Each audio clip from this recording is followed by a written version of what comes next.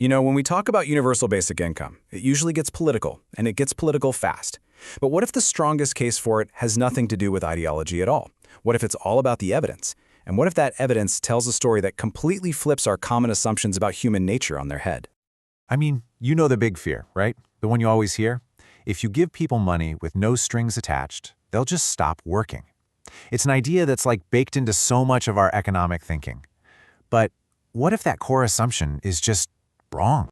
Because what the evidence seems to suggest is that they don't stop trying, they just stop panicking. See, a basic income doesn't create a ceiling on their ambition. It actually builds a floor underneath their feet. It gives them a foundation to stand on, to plan, to maybe even take a calculated risk for a better future. So, that's what we're going to do in this explainer. We are pushing all the theory to one side, and we're going to focus entirely on the results, the real-world data from actual trials and long-running programs.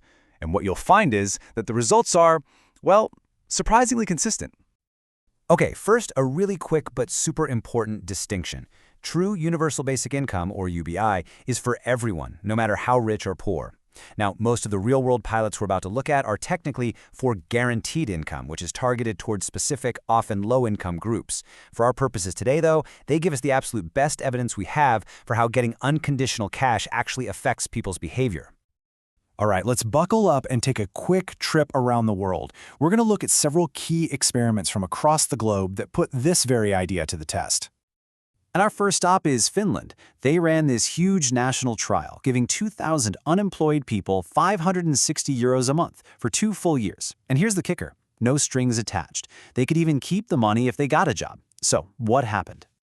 Well, the results were fascinating. The people who got the money reported way higher life satisfaction and a lot less mental strain. And here's the crucial point: there was no significant drop in employment compared to the people who didn't get the money. That core fear, that free money would just destroy the incentive to work, it just didn't happen. Next up, we're heading to Alaska. And this one is different because it's not a short-term experiment. It's a durable, real-world example. See, since way back in 1982, the state has paid every single resident an annual dividend from its oil money. It's usually about $1,000 or $2,000. It's like a mini UBI that's been running for decades. So after all that time, after crunching decades of data, what did researchers find? What was the impact on overall employment? A big fat zero. No reduction. It's really powerful evidence against that caricature of a society that just stops working the minute a check arrives. Okay, let's bring it back to the US, to Stockton, California. Here, a local pilot gave 125 low-income residents $500 a month, again, no strings attached, in a randomized trial. And this is where the results start to get really, really counterintuitive. And get this, full-time employment for the people who got the cash didn't just stay the same, it didn't fall, it rose. It went from 28% up to 40%. That's a bigger jump than the control group saw. It really suggests that a stable income doesn't replace work, it might actually help people get better work. And hey, for anyone thinking, well, they probably just wasted it, the data from Stockton is crystal clear. About 99% of the money went to necessities: food, utilities, rent, transportation.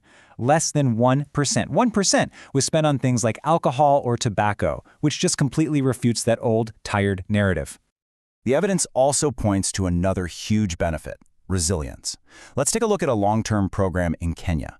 When the COVID crisis slammed into the global economy, the households that were receiving these regular cash transfers were just far better equipped to handle it. They could maintain food security and absorb that massive economic shock. Yeah, this quote really nails it.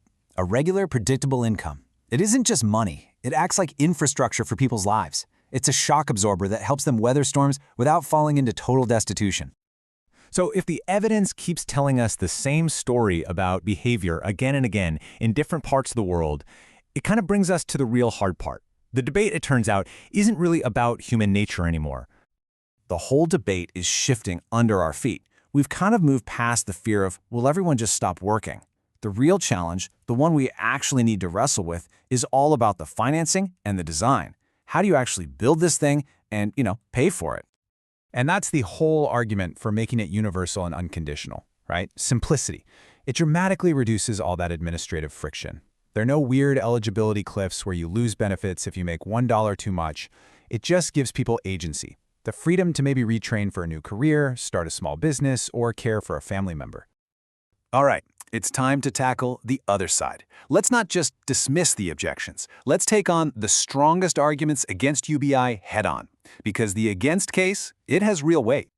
And here it is, the big one, the elephant in the room. A UBI of, say, $1,000 a month for every adult in the U.S. would have a gross cost in the trillions. I mean, that's not a rounding error. That is a massive, massive fiscal undertaking. The answer from the pro-UBI side is all about smart design. First, you don't have to do everything at once. You can start small with a partial incremental program.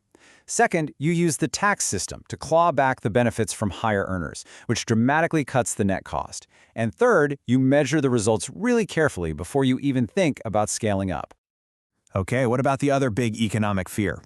You hear this one a lot. If you pump all this new purchasing power into the economy, won't prices for everything just go through the roof, basically wiping out the whole benefit? Well, inflation isn't some kind of magic. It's a supply and demand problem. So the solution, they argue, has two parts. First, you have to pair UBI with policies that increase supply, especially for essential stuff like housing. And second, you fund it through progressive taxes. That's key. It means you're redistributing existing money, not just printing new money out of thin air that would devalue the currency. So when you put it all together, where do we land? Well, it totally reframes the entire discussion. This isn't a simple yes or no question anymore. It's really about navigating a series of complex, but probably solvable, design trade-offs. This right here, this is the debate worth having. What's becoming clear is that for every really tough objection, the high cost, the work incentives, the risk of inflation, there is a corresponding design solution being proposed. The whole conversation is shifting from if to how. It's becoming a practical policy discussion, not just a philosophical one.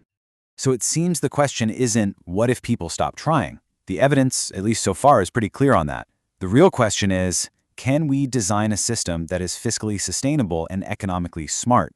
Because, and this is really important, the arguments against UBI on grounds of cost, economic disruption, and opportunity cost are seriously powerful, and we are going to dive deep into that full case against UBI in our very next explainer.